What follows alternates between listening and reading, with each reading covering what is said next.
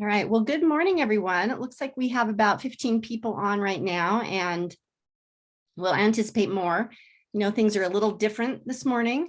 So it's likely that not everyone will have quite figured that out yet. And we appreciate you bearing with us as we make some changes to how we do UCCCN this year. So let's go ahead and I'll move through the slides a little bit to show you what we have on tap today. Oh, looks like I didn't update that. I apologize. I'm going to back out of that because that's not helpful. So today we have our usual welcome, and we'll do some introductions, and then we will go into our announcements and our brainstorming session, which is your time to talk about any cases that are pressing, concerning, difficult, that you'd like some help with from the group, or any updates on cases that you've mentioned before. We always really like to hear about how things are going.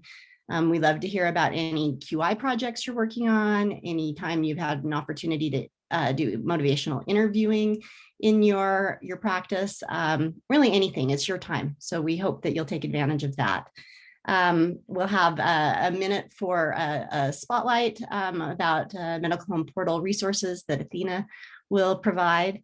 And then we have our main topic, which is asthma today, which is something we've been doing fairly regularly in January meetings in the past. So we're continuing that today, and we're really looking forward to having representatives from the Department of Health asthma program, the home visiting programs in Salt Lake County and Utah County, the UPIQ folks who are doing an asthma learning collaborative, and also e-Asthma Tracker. So we'll have more information on that coming up. So I'm going to skip past the erroneous slide. Sorry. And we'll go forward with welcome and introductions. So I'm Mindy Tueller, and I am the Director of Operations for the Medical Home Portal, and I facilitate the Utah Children's Care Coordination Network this meeting. For those of you who have been around with us for a long time, you know, we love that you're here. For those of you who are a little newer, the UCCCN is something that's been going since 2015. And we find that it's really helpful for care coordinators and those who do care coordination in organizations to get together and find out who else is doing stuff, learn from one another, find out what resources are available and what the systems are doing or how they're changing. And so we're really pleased that you're all here, and we love any feedback to let us know how we can improve. All right, so Michelle, with your help, I don't know, you have the list of registrants. I don't know if that's easier to look at those or if I should just look at the participants and try and go through. What do you suggest? It's probably easier to just go through and look at the participants. Okay. All right. Well, Michelle, do you mind going ahead and introducing yourself? I don't mind at all. Hi, I'm Michelle Redfield. I'm the administrative assistant for the Medical Home Portal and UCCCN and General Pediatrics and a few other groups. But it's nice to be here and see everyone this morning. And I'm just going to go down. So if the order seems strange, sorry, that's Zoom. So Andrea, do you mind introducing yourself? Sure. I'm Andrea Jensen. I'm a certified asthma educator at Utah County Health Department. I run an asthma home visit program and also been doing this for about 22 years. Allergies, asthma, eczema, food allergies. I raised 3 kids with all of those, and I have them myself. So pretty much my life, personally and professionally. And Andrea's been here before to talk with us, and so we're really pleased that she's back again, and we appreciate that. Okay, the next person I see in my participant list is a telephone number, so 801-523-3001. If you are able to unmute and tell us who you are, we'd love that. And you may not be, so that's okay. No worries. Amalia, I think you're next. Hello, hopefully you can hear me okay. My name is Amalia. I'm a project coordinator. I work with the University of Utah UDAC clinic and with the UPIQ team. I work with Gabby and Heidi. Thanks, Amalia. All right, and I have, looks like Amber Rose next. Amber, if you're able to unmute and introduce yourself, that's great. If you can't, you can always use the chat. Hey, sorry, it took me a minute to get in and download Zoom. For some reason, my computer was being weird. No problem. I am Amber Rose. I'm the care coordinator for San Juan Public Health in Blanding, Utah. Welcome. We're Thank delighted you. that you're with us. That's Thanks great. so much. Okay. Hey, Athena, do you want to introduce yourself? Yeah, I'm Athena Parker, and I am the services support manager for the medical home portal. So I work with our state partners and help maintain the Utah database. Glad you're here, Athena. And I just saw a chat message that Heather from Draper Wasatch Pediatrics is the one on the phone. So she wasn't able to unmute successfully, but we're glad you're here. All right. How about Dora? Good morning. I'm Dora. I am the professional relations coordinator for Shriners Children, Salt Lake City. Thank you Always for having happy me. you're here. You bet. You bet. Okay, Eric. Good morning. I'm Eric Christensen. I am the program manager with Utah Department of Health Integrated Services Program. We're part of the Bureau of Children with Special Healthcare Needs and proud to be a partner with Mindy on the Utah Children's Care Coordination Network.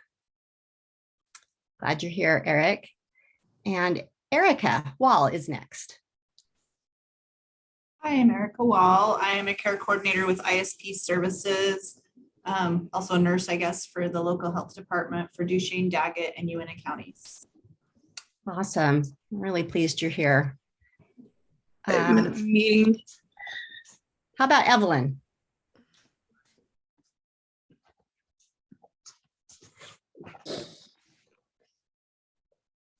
And Evelyn, if you're not able to unmute, that's not a problem. Let's see. Evelyn's She wrote a message. Yep. She's the care coordinator for Utah Valley Pediatrics and Cherry Tree. Glad you're here, Evelyn. Okay, Heidi. Hey, I am Heidi Bates. I am a nurse QI coach with UPIQ. And Heidi will be chatting with us a little bit later. Yes.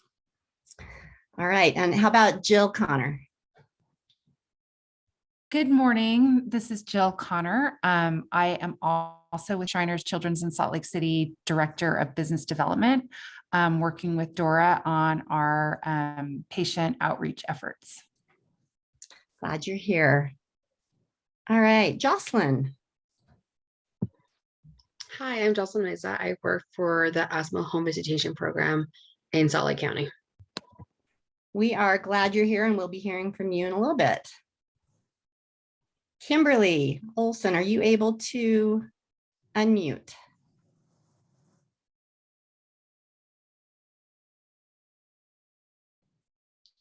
Maybe not. Okay. We can come back to Kimberly if that's possible. How about Natalie Carter? Good morning. I'm Natalie Carter. I am with the Central Utah Health Department, and I'm the Children with Special Health Care Needs Coordinator here. Welcome. We're so pleased you're here. All right, Nikki.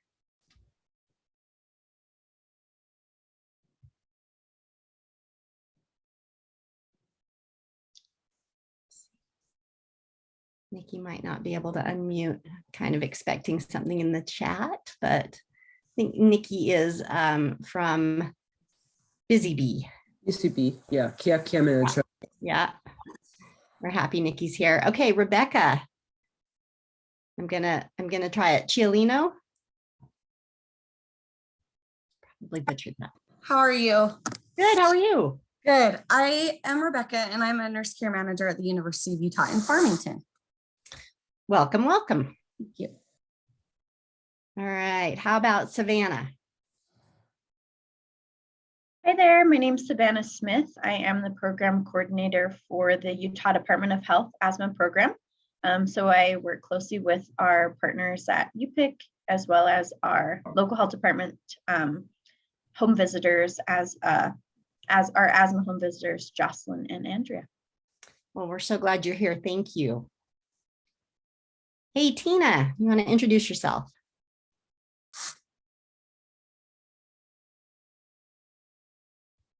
Good morning. My name is Tina Purcells. I am a parent consultant with Utah Family Voices at the Utah Parent Center. I'm also an author with the Medical Home Portal, and I'm a parent of a 22-year-old with multiple disabilities, and he's given me a lot of experience and knowledge over the years. Definitely. Great kid too. All right, Walt. Good morning. I am Walt with Integrated Services Program, which is part of the State Health Department, Eric's group, and I'm a care coordinator in Salt Lake City. I'm glad you're with us. Okay, I see a few people have joined since we started this. I'm going to see if I can grab them. Brittany Bucko.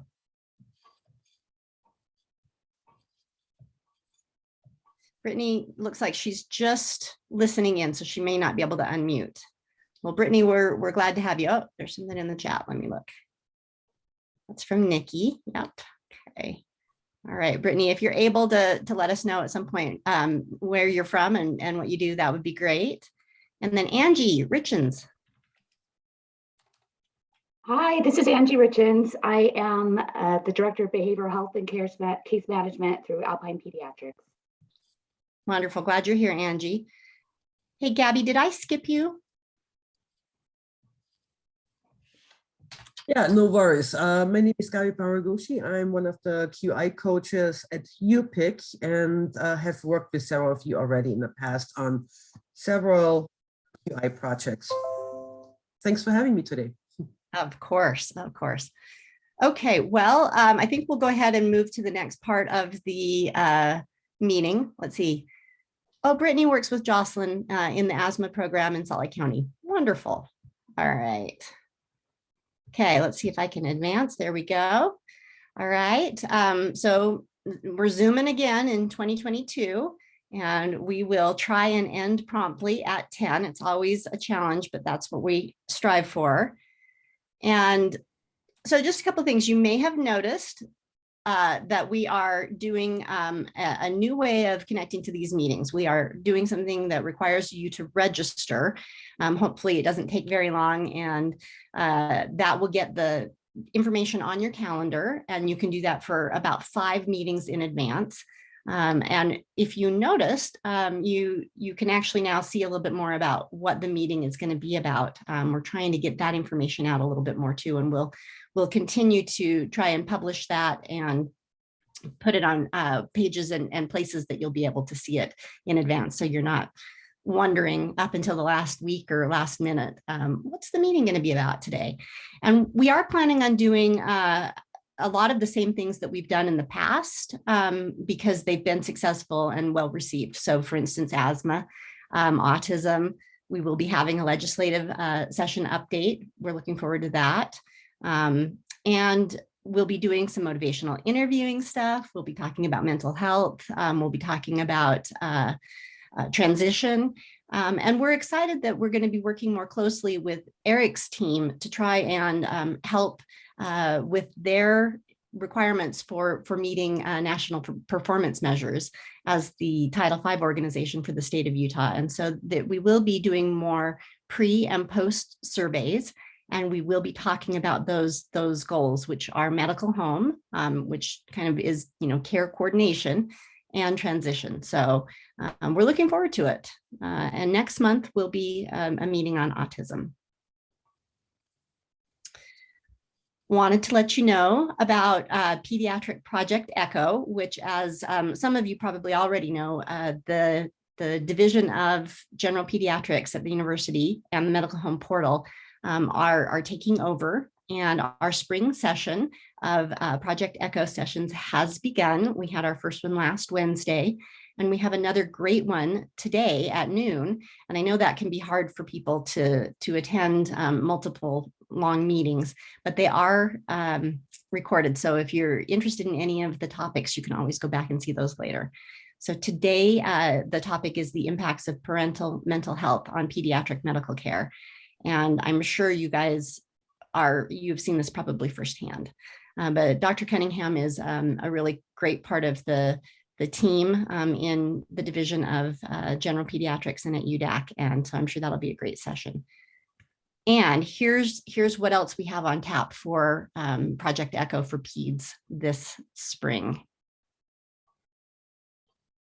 We will make sure that the link to this page and the way that you can get signed up to see those, or the way you can see them after the fact, is in our summary that we send out. And if you want to know prior to that, just shoot me an email. And then I wanted to let you know that next month, at the end of next month, we're also going to start a new kind of a series within a series, and it's all about autism. So Autism 101, and it's going to be led by Dr. Paul Carbone, who you all know, and other faculty that he works closely with. And we'll have more details about that in our meeting next month. And then that first Autism 101 session will be the following Wednesday, February 23rd at noon. Just another shout out about the Spark Autism Study. And we talk about this every month. We just want to make sure that if you're interested in having more information about this to pass on to your patients and the families that you serve, that you can always do that.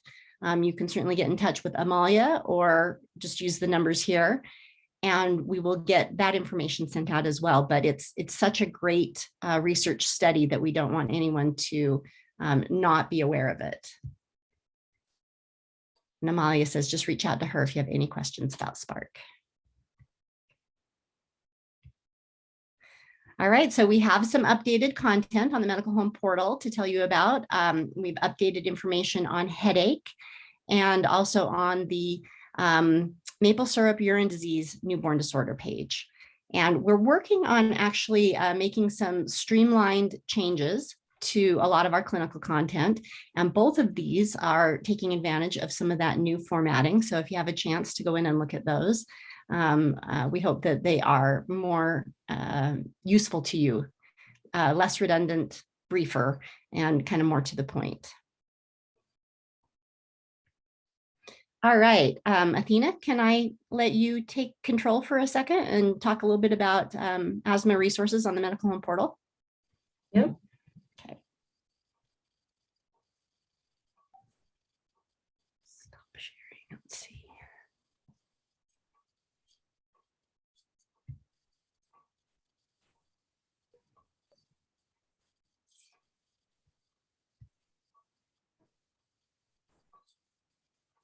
Okay, sorry, I think that's showing now, right?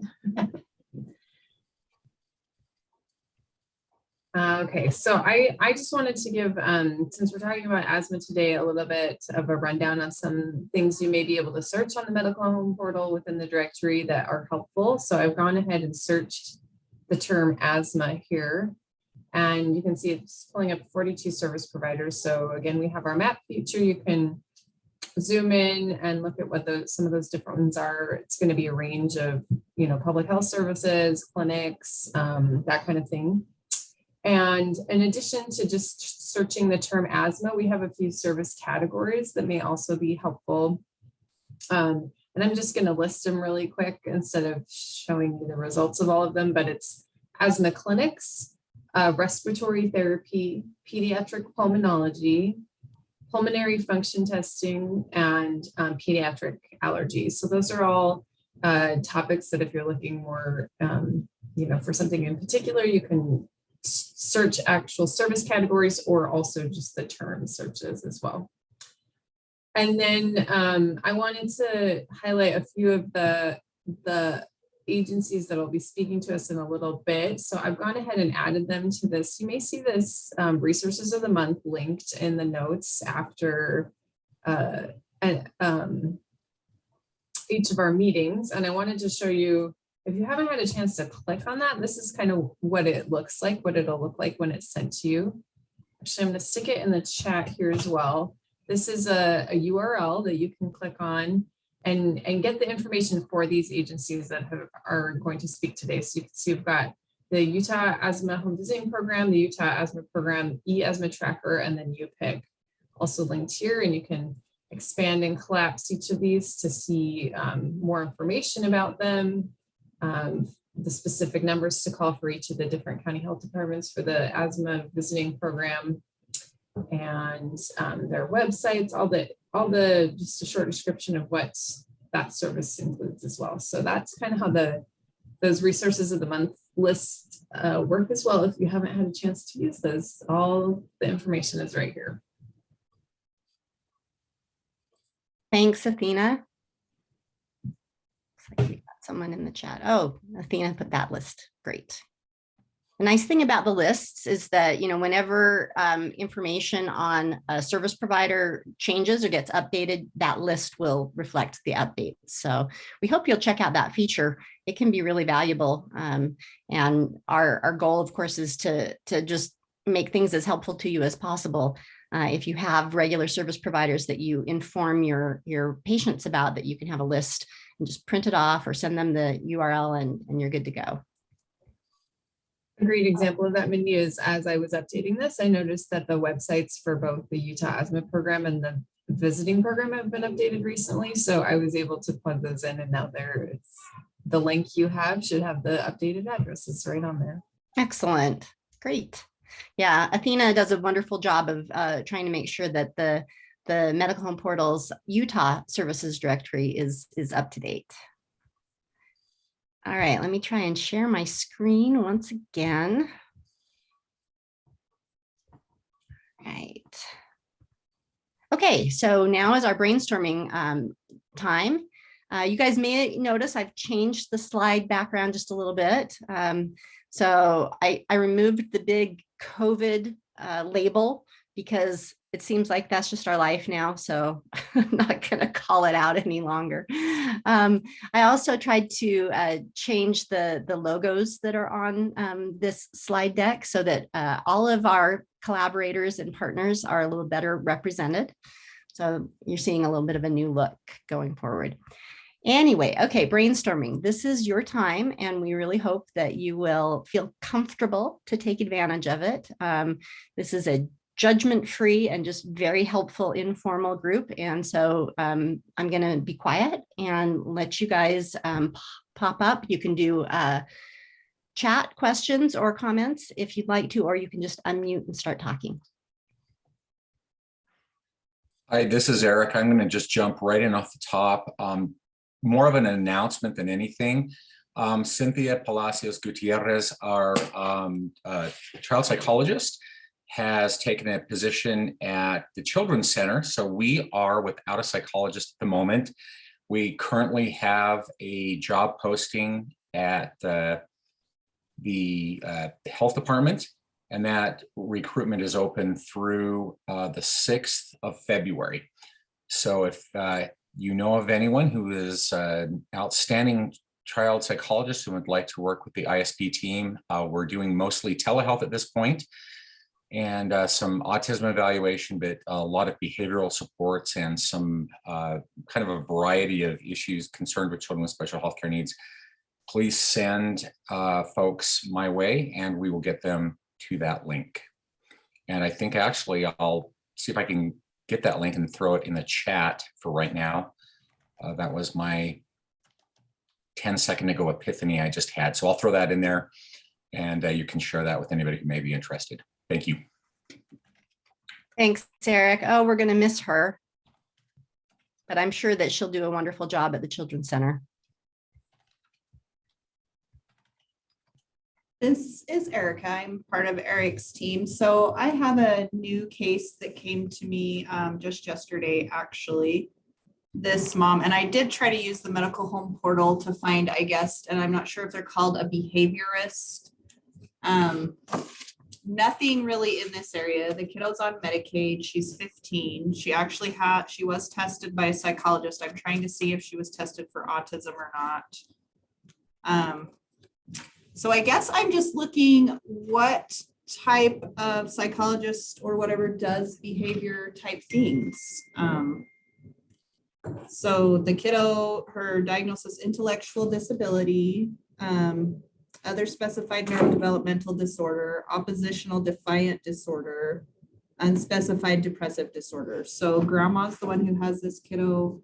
She's had her since 4 months old, and she just continually gets worse for grandma, even like physical.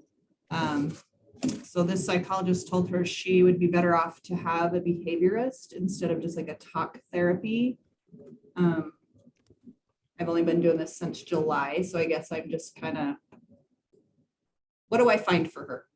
Where do I send her? That is a tough one. I'd love to have, folks call out, but I wonder, Athena, should we maybe try and show the medical home portal while other people are talking, and we can show the, mental and behavioral health providers that we have? Yeah. Erica, remind me where the location of this patient is. So it would be Vernal, so Uinta counties or Duchesne counties, and maybe my search words were not kind of what it needed to be. I just didn't find anything specific to this area, but even if I could find something, via telehealth or something for her. She says she did find one person who does behavioral type therapies out here, but they don't accept Medicaid.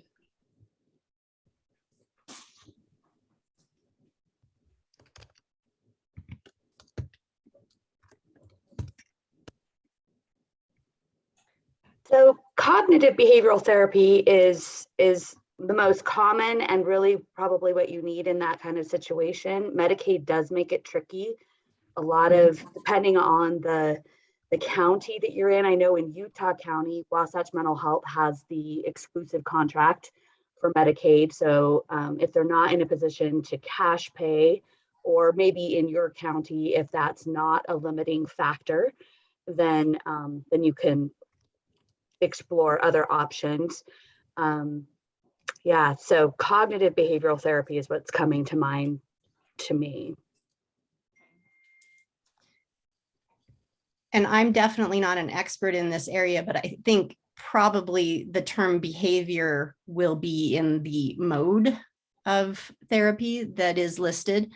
There are just so many ways to slice and dice behavioral therapies that it does get a lot deeper and trickier to list all that information in a way that's easy to access on the medical home portal. But Right. we do try and indicate the types of therapy that someone uses, and so those search terms might help as well. But yeah, it looks like Athena's found behavioral therapies. Do you want to click on that, Athena? Then yeah, go into the.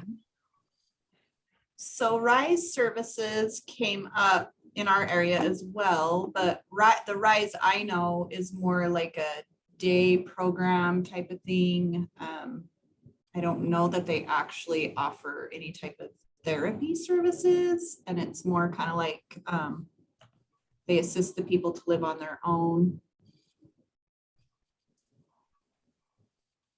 I don't know if it's different in your area or. Did list behavioral learning therapies on that record there. I wonder if it might be worth a phone call. Yeah. Did you see that other one that came up, the synergy counseling? I searched CBT, cognitive behavior therapy, just as a term, and at least for that area, this is one that came up as well. You may consider synergy counseling services. Okay. I did call a couple of the places like Journey. I mean, I have some calls out for them to call me back, but sometimes they're not fast. So I'll try this one though too. Thank you. You guys, I just put a link in the chat too. I just did a search on one of the other search engines I use as well. And this is, what was the age of the child again? She's 15 now. Okay, actually she'll be 15 on the 24th. So pretty much. So if you go into the link I sent, I had put in 6 to 10 because I had missed the age, but you can go in and adjust it and put in teenager and see whatever else comes up, but with Vernal being as rural as it is, not a ton comes up. But you can play around with this search engine a little bit and see if you can play with the issues part, and just look at it. You'll see what I'm talking about. Okay, thank you guys. Yeah, that's heartbreaking, isn't it?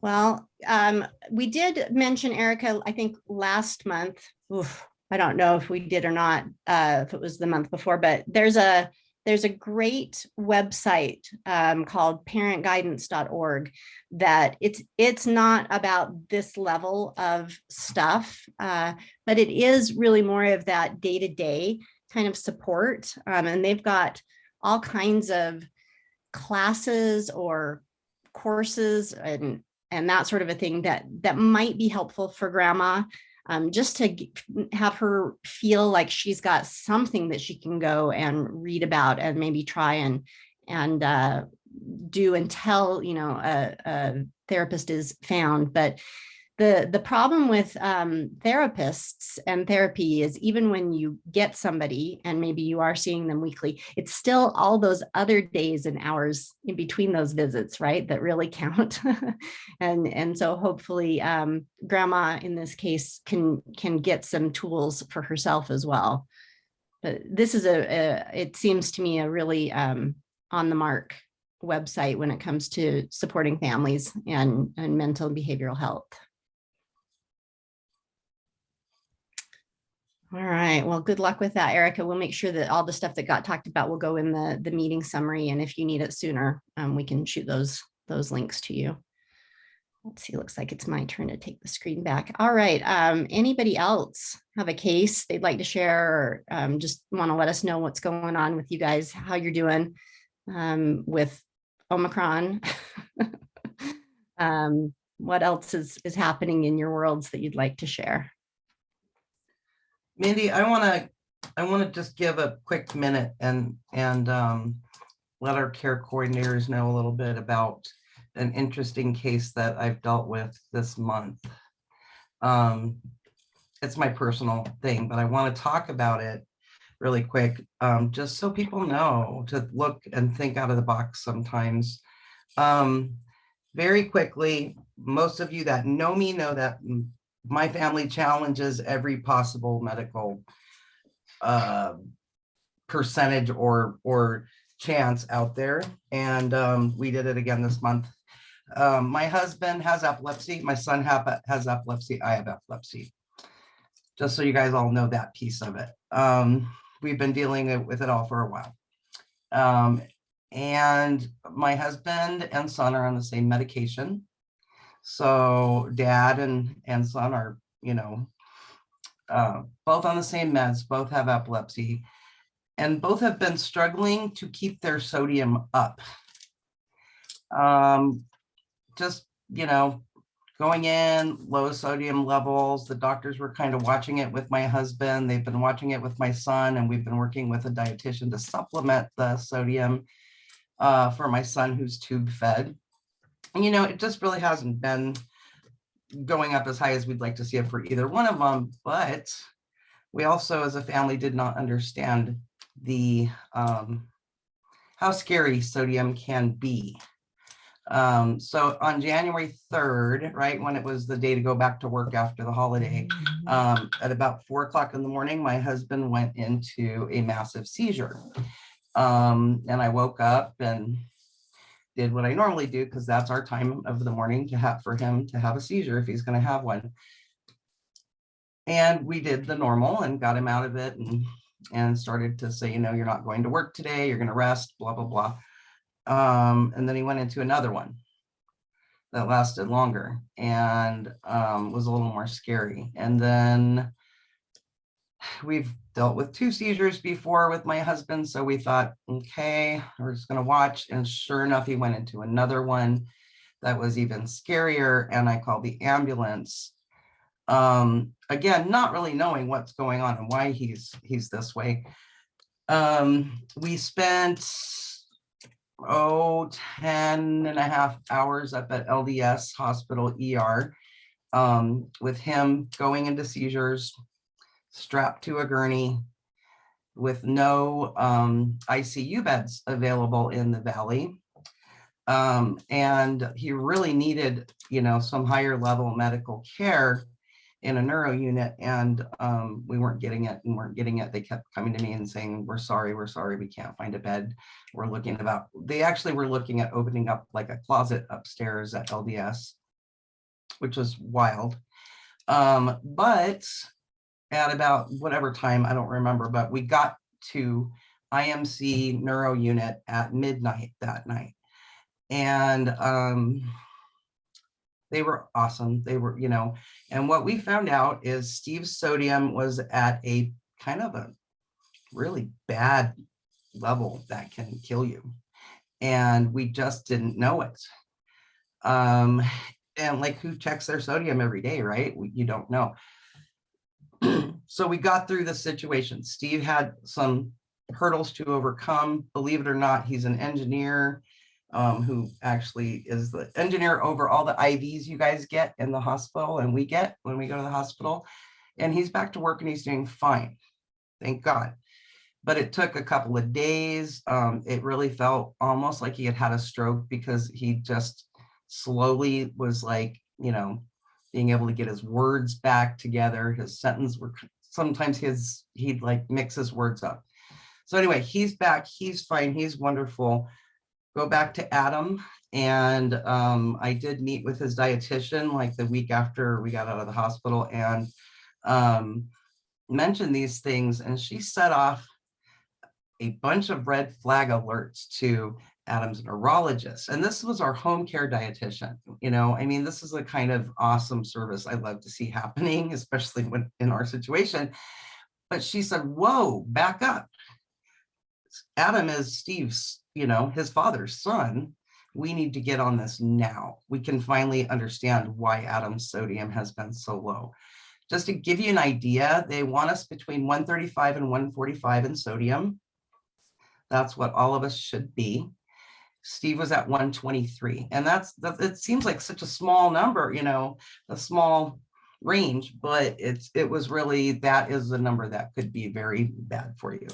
Adam has been between 126 and 128 on his last two labs. So all the red flags are off. We've got an appointment tomorrow with his internal medicine doctor, who is like light bulbing all over the place. He's like, his nurse called and she's like, he saw this note. And he was like, oh my gosh, call Tina now. We need an appointment. We need to fix this. So just a thought, guys. And the medication, and to go back really quick, the reason the sodium was low is they're both on a medication called oxcarbamazepine for their seizures. And what the doctors are thinking, what Steve's doctor and the people up at IMC are thinking is, it doesn't affect everybody this way, but he falls into one of the small percentages of people who cannot metabolize this medication correctly, and it messes with the sodium really bad. It looks like that might be happening with his son as well. So, making those connections, man, that's what, and like right now we're on high alert going, oh my gosh, we got to get Adam off of this medication now. We don't want to ever be in a situation like that with Adam. So anyway, long story, we're doing fine. Don't feel sorry for us. It's just another one of those giant bumps in the road that my family takes every once in a while. And I can see you smiling, Mindy, but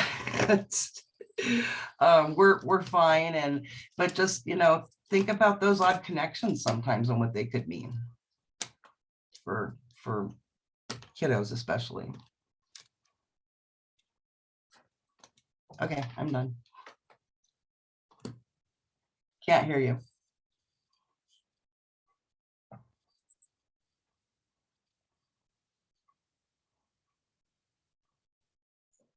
You're on mute, Mindy. Okay, I'll say that all again quickly. So it's just wonderful to see the connections being made in the healthcare system, but also that Tina is such a good advocate for her family.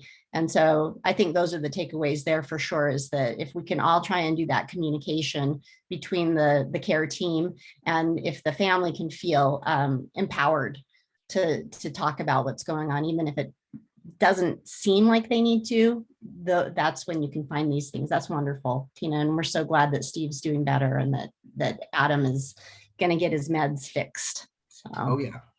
Oh, yeah. I love you, Tina. Thanks. Love you too. All right. Well, it's 9:12, so I'm afraid I'm going to cut off the brainstorming at this point, and let's move into asthma. But that was terrific, and really appreciate all of that, you guys. So let's see if I can advance the slides here. We're excited to have representatives from these programs talk with us today. I'm going to switch slides. Give me just a second to do that. But Heidi, if you want to start talking, I'll get those slides up and we can move ahead into the next part. This whole unmute thing, I'm used to talking and not. Anyway, so we're lucky. Like I said, I'm Heidi. I'm one of the UPIQ coaches, and I'm lucky to work with the Department of Health on this asthma project. I believe, Savannah, correct me if I'm wrong, we just got we just got the grant for another 4 years from the CDC to do some more quality improvement work surrounding asthma. So now that the slides are up, I'm going to give it over to Savannah. But we are going to hear about the e-Asthma Tracker today, which it's part of our asthma collaborative. As a resource, we are attempting to roll it out to some of our clinics that we're working with. So we have Angela on. I saw her cute little face, and she'll be talking about the e-Asthma Tracker as well. So Savannah, it's all you. Thank you. Thanks again. Just for those of you who didn't get my introduction, I'm the program coordinator for the asthma program, and I'm excited to be here today. So you can go to the next slide. So I'm going to share our overall Department of Health mission and vision, and then I'll dive into our program specific, and then I'll provide some data for you for my section today. So the Utah Department of Health's mission, as you can see, is to protect the public's health through preventing avoidable illness, injury, disability, premature death, and to assure we provide access to affordable quality healthcare and promoting healthy lifestyles. The vision of the Department of Health is for Utah to be a place where all people can enjoy the best health possible. I will put a plug in right now. The Utah Department of Health and the Utah Department of Human Services are currently in a merge. So that merge will be official come July 2022, so in a few months. So I'm really excited that we can still provide, asthma and the care that we do to those, in Utah, but we can leverage human services in those efforts too. Next slide, please. All right, so our program's vision is to improve the lives of those with asthma. And so our mission is to make sustainable connections to improve the lives of those with asthma based on enhancing and developing partnerships, conducting surveillance and evaluation, promoting the use of best practices, sharing resources, and facilitating communication. The Utah Asthma Program has the Asthma Task Force, which has been around for a while, and it's comprised of community members, healthcare workers, educators, literally everybody who has, the common interest of working together to improve the lives and the quality of life for those with asthma. Next slide, please. All right, so the problem. You can go to the next slide, Mindy. So as we know, Utah, compared to other states, we do have it pretty well, but not that great because we still have about 1 in 11 adults and about 1 in 20 children who have current asthma. This data has been updated. I do have the data point for children, but I didn't jot down adults. So typically we're seeing about 6.2% of Utah children have current asthma. If that puts things in perspective, it's about 58,000. And that's from our 2020 BRFSS data. Next slide. So who has current asthma? We primarily see it in our older populations who are non-Hispanic, who have a lower income, less than 25,000. Females, those living in rural areas, and African Americans typically will show a higher prevalence compared to their non-African American counterparts. Next slide.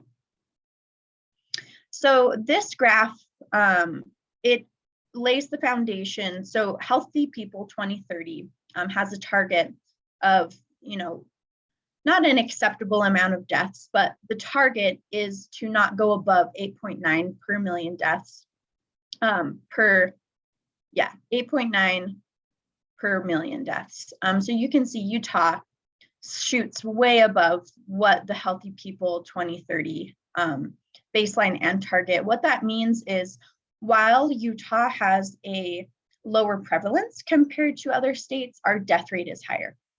So we do have a problem for our death rate for uncontrolled asthma. So if that puts things into perspective a little bit, you can go to the next slide. Now we're going to dive into some data points for uncontrolled asthma. Next slide. So again, with asthma that is uncontrolled, it's about 1 out of 5 children and 1 in 3 adults. I think I have missed school days on here next, but I do have an updated data point regarding children. So about 43% of missed school days from 2017 to 2018 were because of asthma in children. A lot of this is caused, by our inversion, our environment, but a lot comes from the cost barriers and the affordability of asthma medications. In fact, 1 in 7 adults and 1 in 12 children have reported uncontrolled asthma due to cost. I'm actually working on an evaluation right now for analyzing the Medicaid plans in Utah and comparing their identifying barriers for asthma medication and device coverage. So my goal is to work with at least one payer this next year based off of the barriers that I identify, either of whether that be they don't offer biologics, so educating them and providing resources to offer that. We know also a big barrier too regarding spacers. A lot of plans only provide 1 spacer per year, which is not enough. There is always a quantity limit on that. So hopefully we'll get some things moving regarding treatment and cost and coverage. Next slide. Again, this kind of breaks down our cost barrier. So about twice as many adults can't afford their asthma medication when compared to children, and more Hispanics can't afford their asthma medication when compared to their white counterparts. With our home visiting program, we do a lot of social determinants of health screening, and we do work with our lower income families, right? And some of it comes down to they just can't afford their asthma medication because they need to buy groceries for their family that month, or they need to pay rent. So we're seeing a lot of the ripple effects of, our lower income families. They just can't afford these life-saving medications. Next slide. Okay, so I will leave it off to Andrea and Joclyn. So they are going to touch on the home visiting program for Salt Lake County and Utah counties. So thank you. If you have any questions, feel free to chat and I can answer them. Or if you would like any updated data, I'm happy to provide. So thank you. Thanks, Savannah.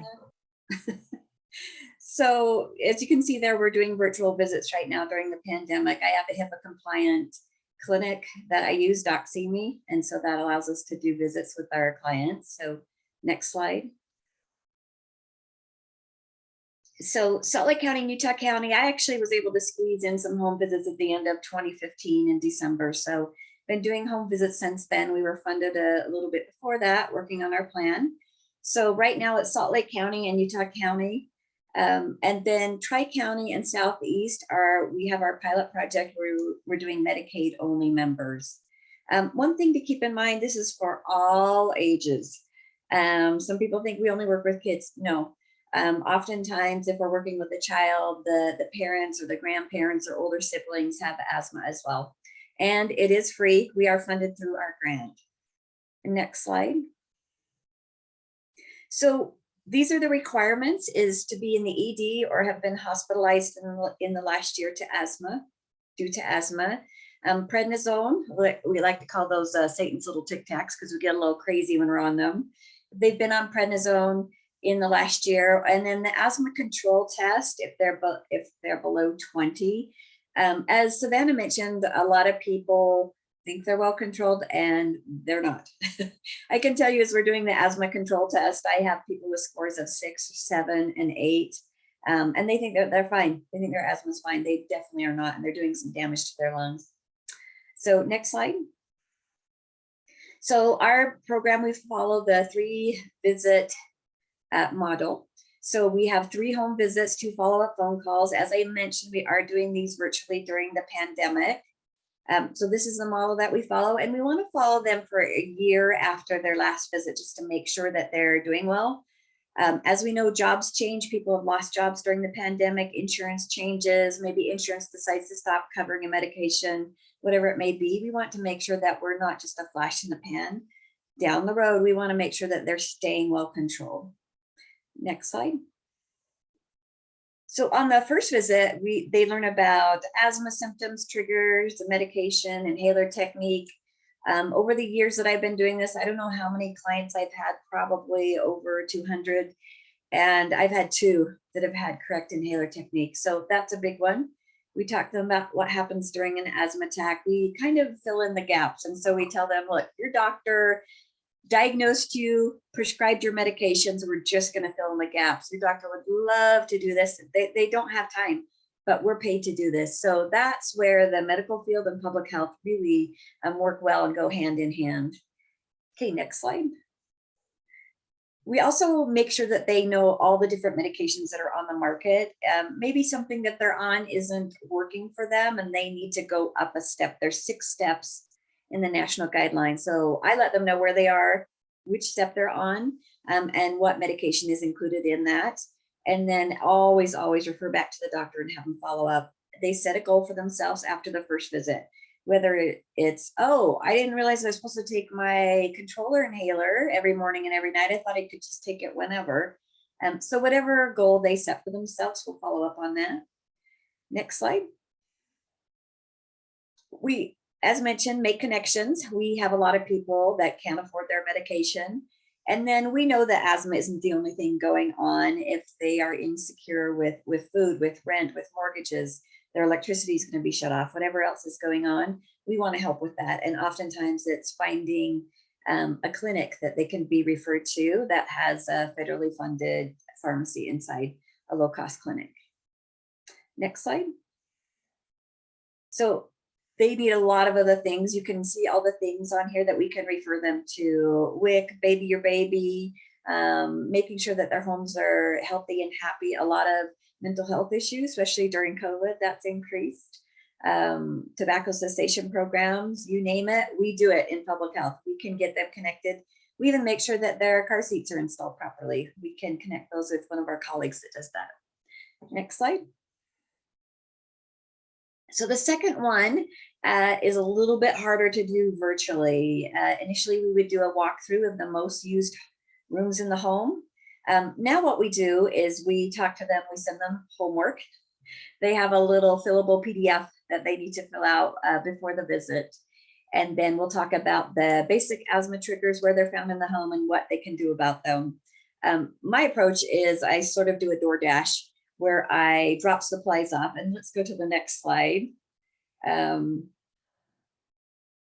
oh, this is the assessment that they do. These are the basic areas that they go through, all the things that we talk about.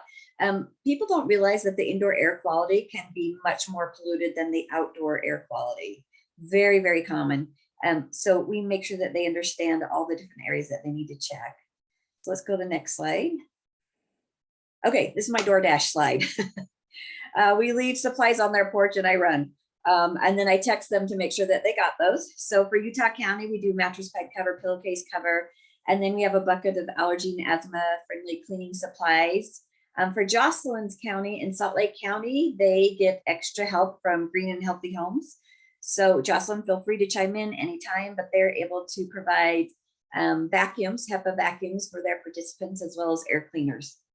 So once again, we drop those off. And then during the visit, they can do it virtually. They can take their iPad or whatever they're using and show us different areas of their home. They can take pictures and text them to us, whatever they want to do. Sometimes I get a little kind of seasick as they're going through their house trying to show me different areas. But, you know, we do what we can during the pandemic. Next slide. So these are the various things that we have. As I mentioned in the center here, this is what Green and Healthy Homes is able to provide. I do not have funding for that. I'm trying to write another grant for Utah County to be able to provide those as well. But having them understand the environmental interventions are so important, because it's not just take your albuterol and your asthma is fine. It's looking at the environment. It's a multi-component approach to controlling asthma. And one of those things is the environment that they're living in. So those are some of the things that we want to look at. Next slide.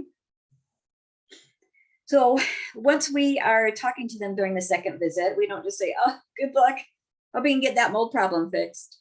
We're able to coordinate with them. So whatever that looks like for our county, once again, for Salt Lake County, Green and Healthy Homes, they can do quite a bit more than we can in helping with repairing roof leaks or mold, removing old carpet, putting in solid surface flooring, working on that poor indoor air quality with HEPA vacuums and with air filters.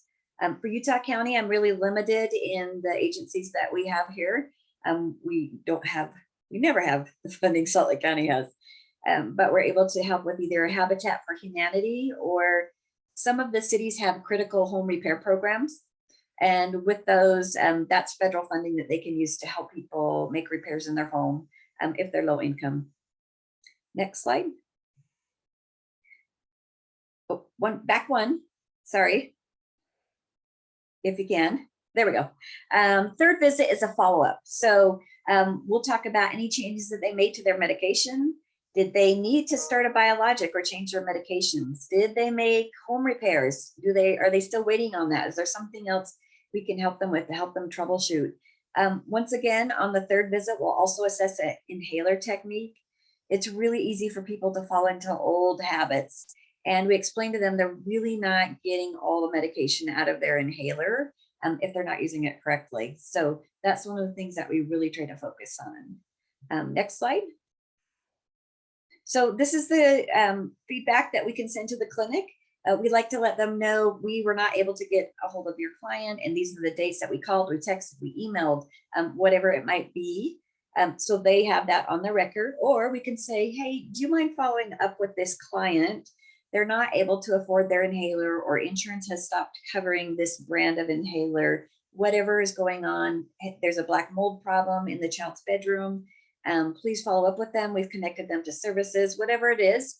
We get their permission from the patient, and then we can send this back via fax. Yes, I know it's 2021, but we still use faxes. That's our only way to send that back securely. Next slide. So you can see some of our outcomes here, 80% decline in missed work days. So as a parent, I mentioned that I raised 3 kids with allergies, asthma, eczema, food allergies. Every time they were in the hospital or they were homesick from school, we missed work. So understand how that goes.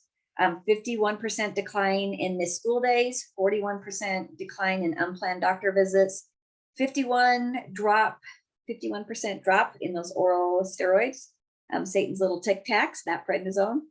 And this is what's really exciting, 75% reduction in ED visits and 87% reduction in hospital visits for asthma. So Our program has great outcomes. That's very significant. We are helping to improve quality of life and hopefully saving some lives along the way. Next slide. So this is our contact information. Please reach out to us. I know that I always have capacity in my program for new referrals. I help people every time, everywhere. Even the last time I went to Hawaii, which was pre-pandemic, I was helping someone with their asthma. True story, I can never turn it off. I'm a true certified asthma educator. Joclyn, feel free to jump in here with anything that you'd like to add. And if there's any questions, let me know. And I would love to get in contact with both the clinics for Utah County with Alpine Peds and Cherry Tree Office to make sure we can troubleshoot and that there are no barriers for referring any of your patients. So any questions on this? Joclyn, anything you wanted to add? Yeah, so one of the things for the second visit, we do get help from Green and Healthy Homes. They're such a great program, but they only help people with Medicaid.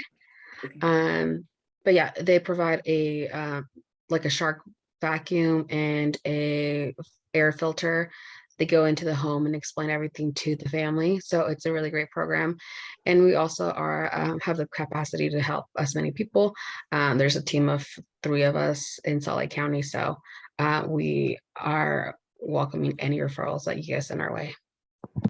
So can I, what else are the stipulations for the Green and Healthy Homes? I mean, we understand Medicaid, but what else, like, does Green and Healthy Home come into your house? Like, do you know that program and how that works? Or can you explain a little bit about that? Yeah, so anyone that is on Medicaid immediately qualifies. They come into the home, they bring, like I said, they bring the filter and a vacuum.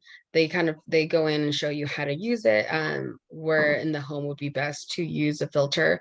They also do a walkthrough of the home, a little bit more intensive than we would do, and go over different things that could be triggering.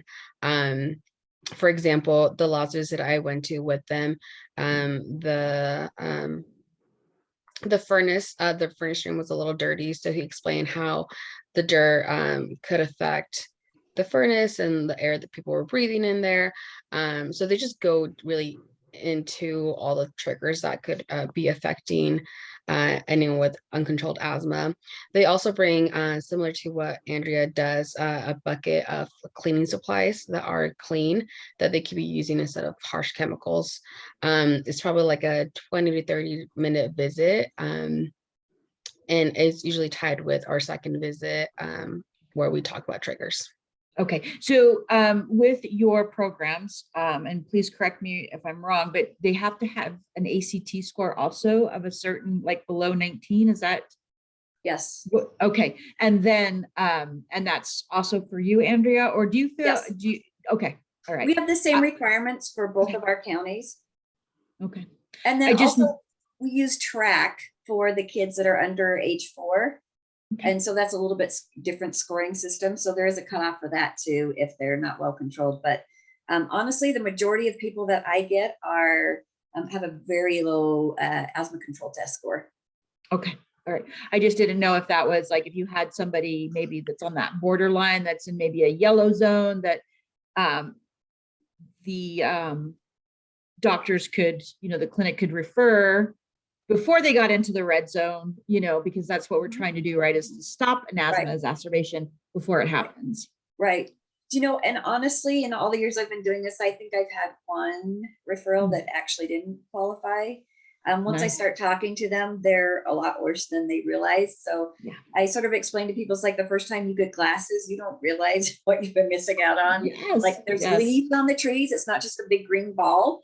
Same thing with asthma. They don't realize we're notorious compensators when we have asthma. Yes. And so they don't get that. Another thing is we're also trained through the National Center for Healthy Housing. So we can go through and talk to them about radon, about PM 2.5, ozone levels, furnace filters. What's the MERV rating on their furnace filters? I mean, we can go through all of that. That's kind of what we specialize in.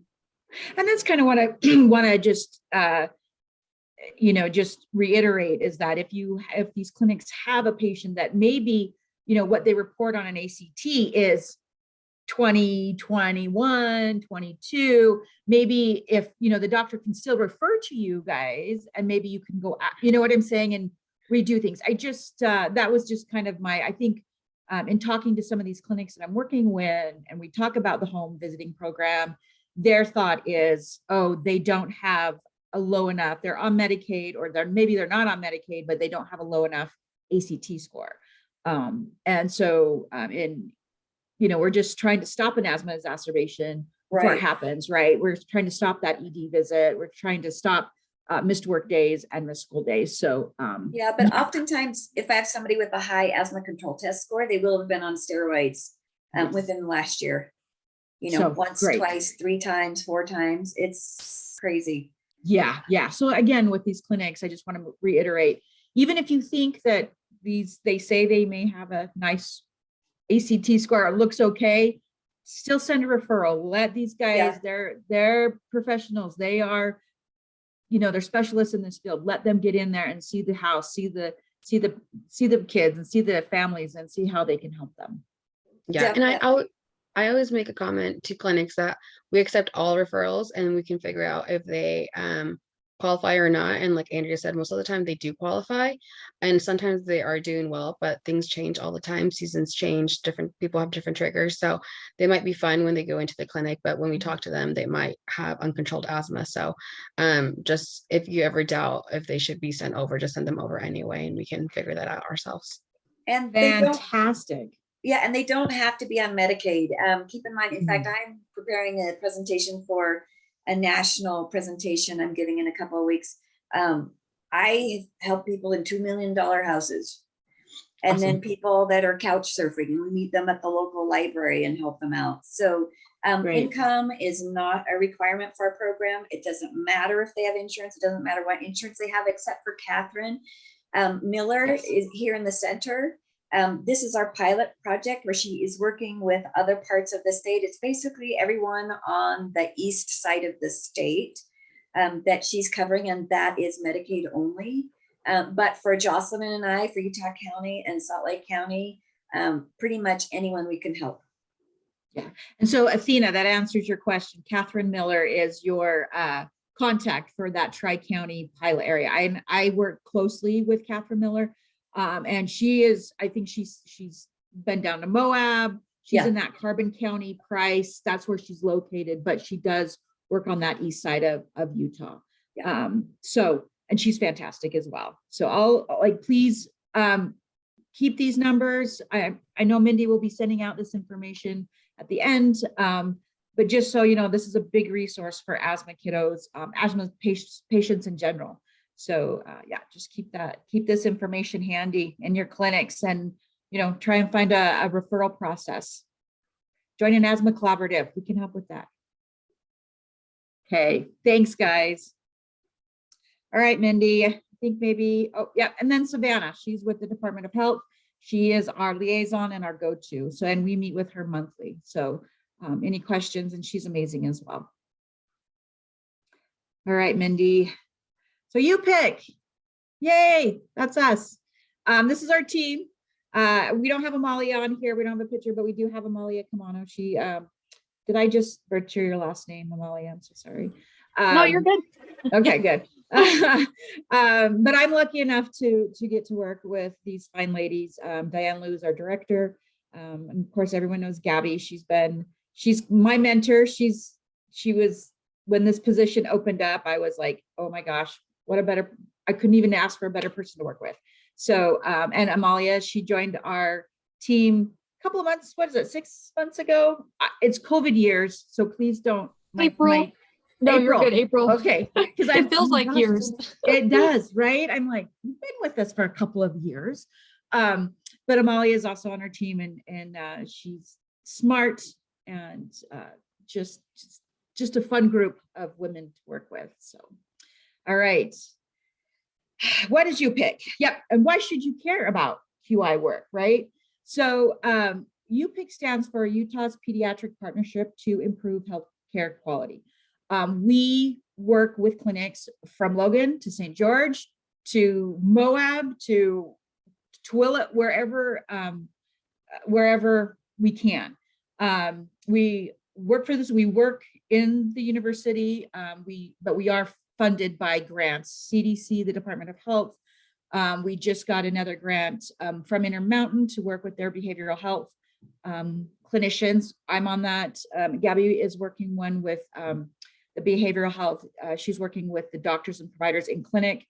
So really big, important projects. Quality improvement. One of the reasons I got involved, that I wanted to work with UPIQ, was I've always felt that even though pediatrics is a specialty, there's always, I always felt like there's always a gap in care with pediatrics, because they're kind of this enigma, like medicines are different, care is different. Even primary children's, when that's their care in that hospital is different than when you go to an adult hospital. I do like peds better than adults, just so you know, they're a little bit funner to work with. I've been a peds nurse for my whole entire career. And so I am a little partial to pediatrics, but that's why I got into, I wanted to work with UPIQ. We are the only pediatric quality improvement in the state of Utah. And it's important work. And so quality improvement, like I said, you read on my slide, it's essential to achieve the triple aim of healthcare, right? So we help to improve the health of the population, help address disparities in care. And that is really pediatrics in a nutshell. Andrea touched on and Savannah touched on that asthma affects, minorities at a higher rate than non-minorities because of, could be poverty, it could be a language barrier, it could be any one of the above. I worked for Redwood Health Center as a care manager, and I worked with the refugees, and the care there is different than the care at South Jordan. Why? Because it's different population, it's a different dynamic. So just know that quality improvement that's one of their aims, is to improve that healthcare of the population in which we serve. It enhances the patient and provider experiences. Patients, when providers are working in quality improvement, it really does come down to the quality of care, sometimes not the quantity of care. I know a lot of the doctors in certain organizations, they have to see a number of patients. And we all know doctors get into this, and to be a doctor, not for the fame and the fortune, right? They get into to help patients. I mean, that's what we all do in any clinical work, in any clinical setting. So if we can help enhance that patient experience by enhancing the quality that the provider is giving, I think it's a win-win for both, right? And then also quality improvement it's been proven to reduce healthcare costs. And asthma is one of them. We help go in and with this quality initiative that we're working on right now with asthma, we help to identify processes to help keep, to work on their ACT and their asthma action plans that the provider gives to keep the patients out of the hospital, out of the emergency room. The other thing is right now, there's a new legislation, I think it came out actually last March,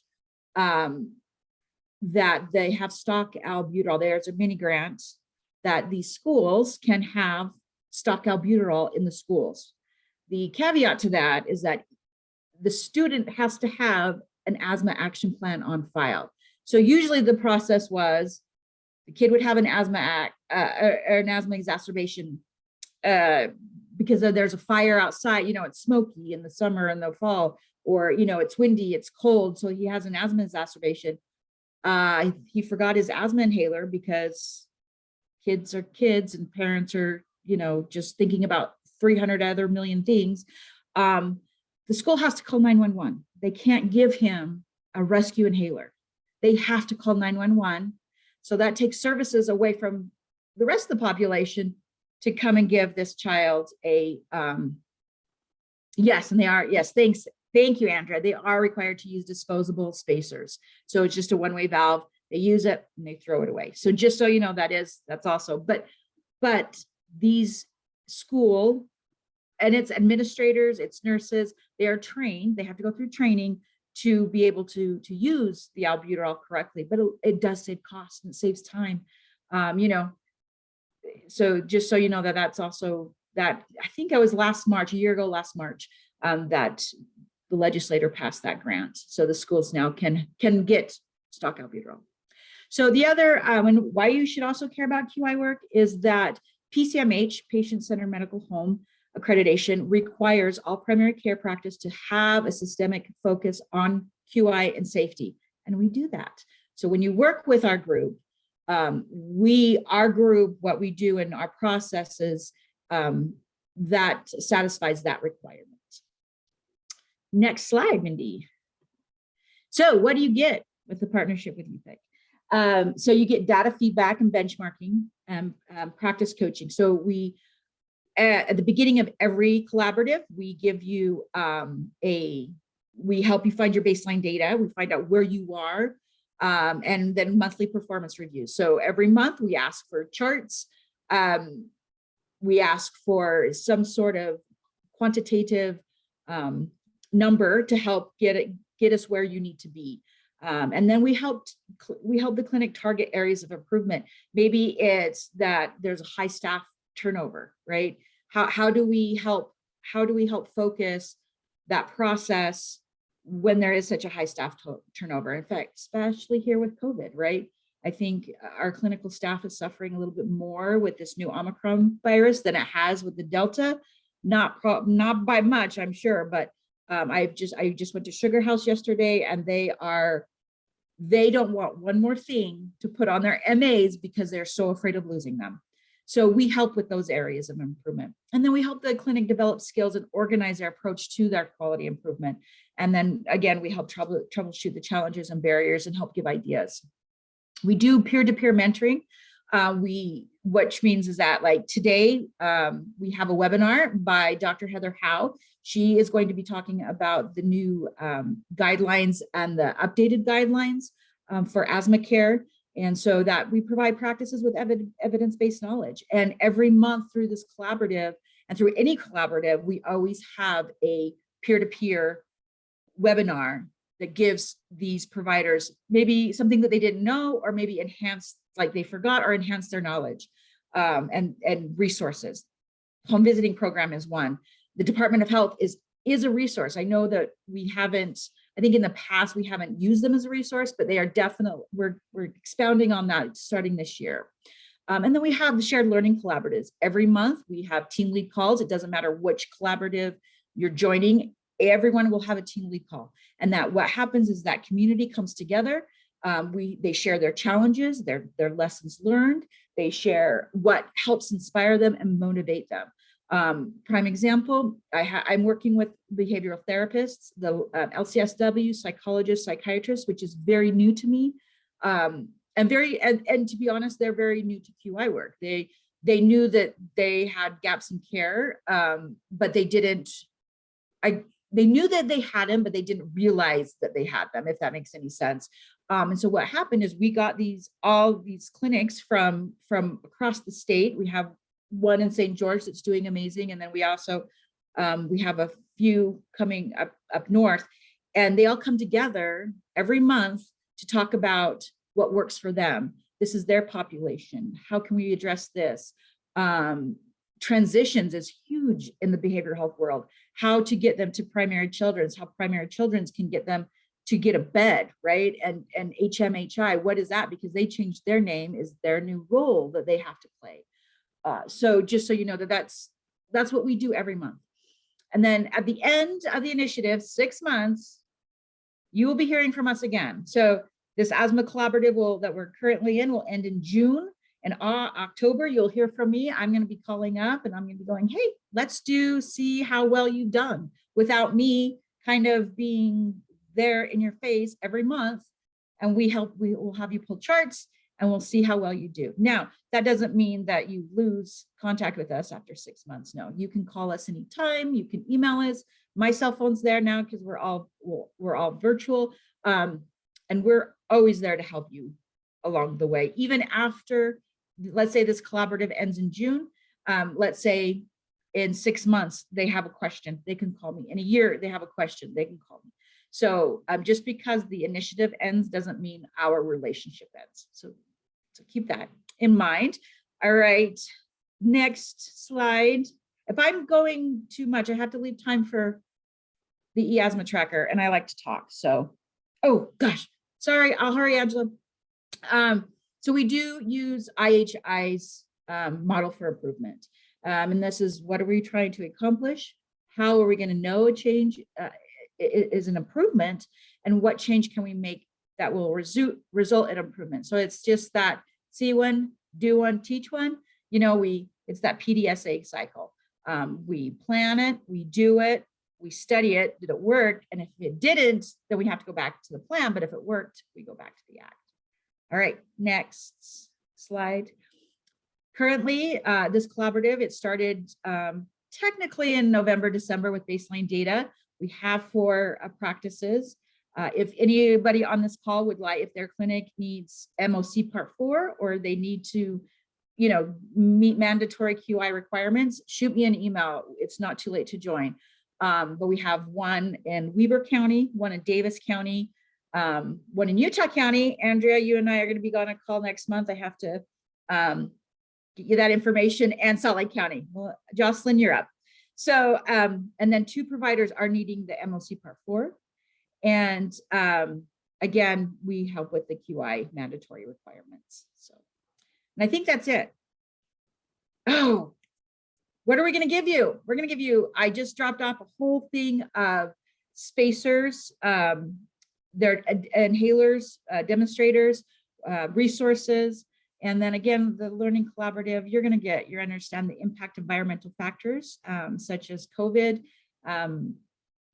That'll be coming up in one of our webinars. And then we have the e-Asthma Tracker that's up. And then again, the sustainability plan at the end of the collaboration. Next slide. And then these are our core measures. So it's the ACT or the GINA that we're going to do. The core measure, another is the asthma action plan. Mainly because I want those schools to get that asthma action plan just in case their child, the patient has a asthma exacerbation.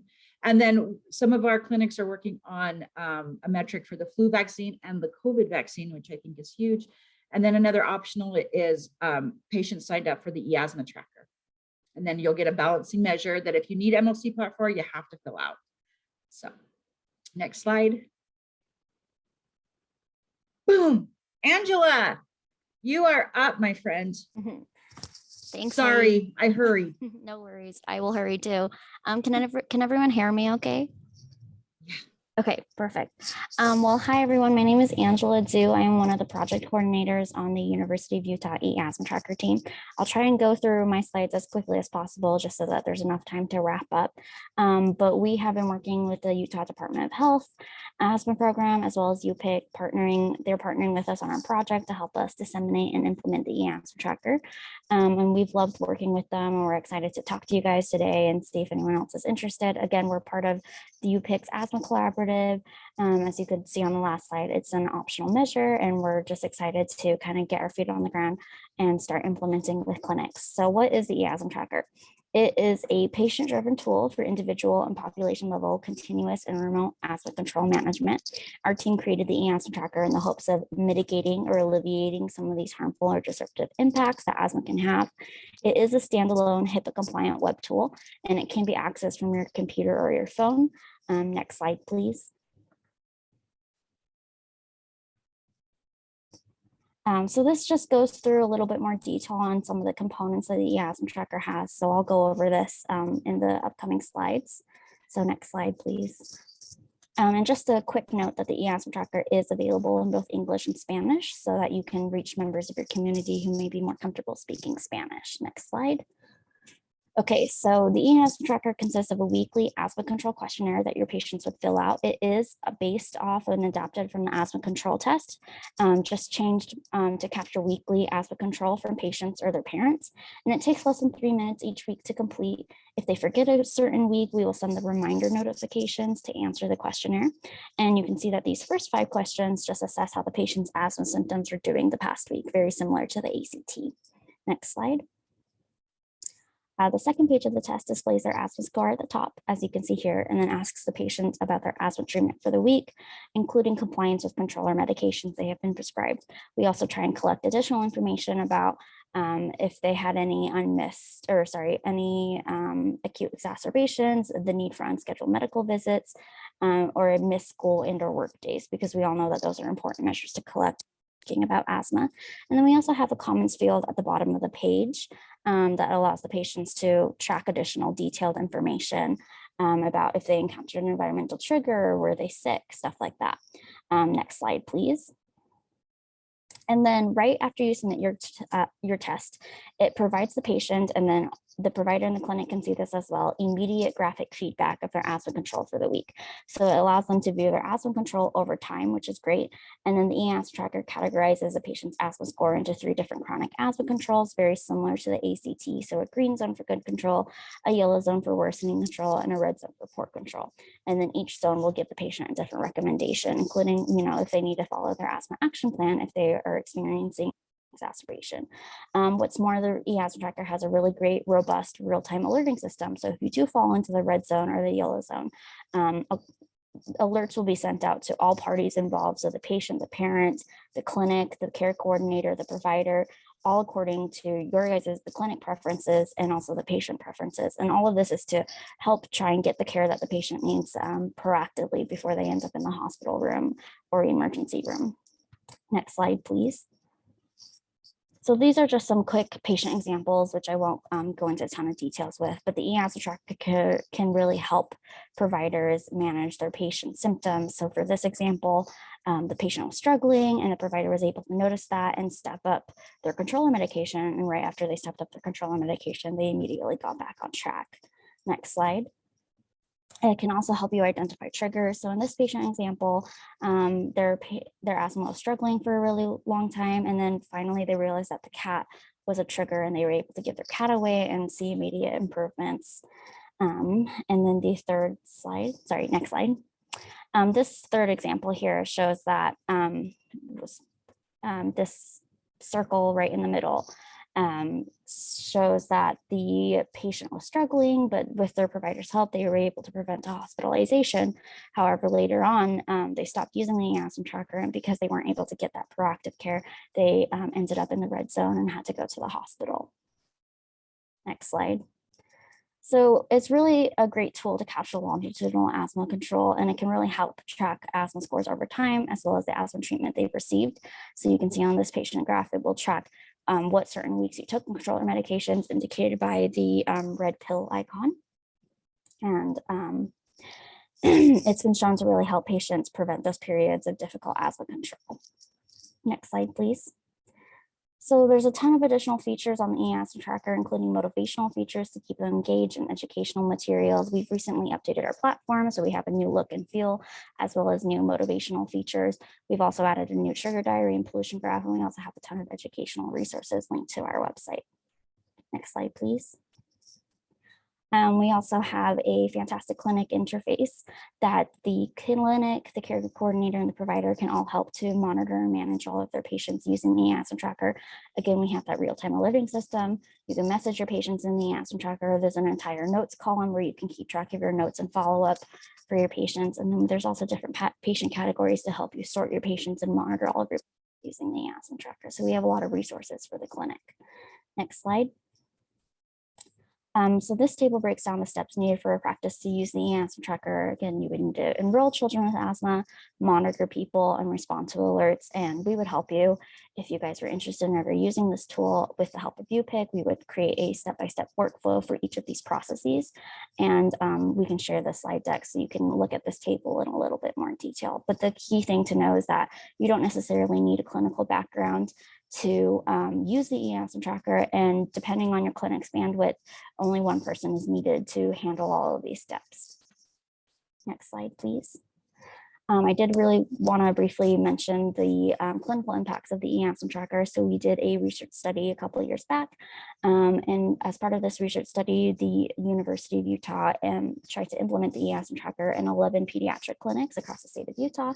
And in that study, over time, we saw a huge improvement of a ton of outcomes of asthma. So we saw improved asthma control for the patients that were using the e-Asthma Tracker, improved quality of life. And then we also saw reduced missed school days, as well as parent work days, reduced need for oral steroids, and most importantly, a reduced need for hospital admissions and emergency department admissions, which led to reduced healthcare costs.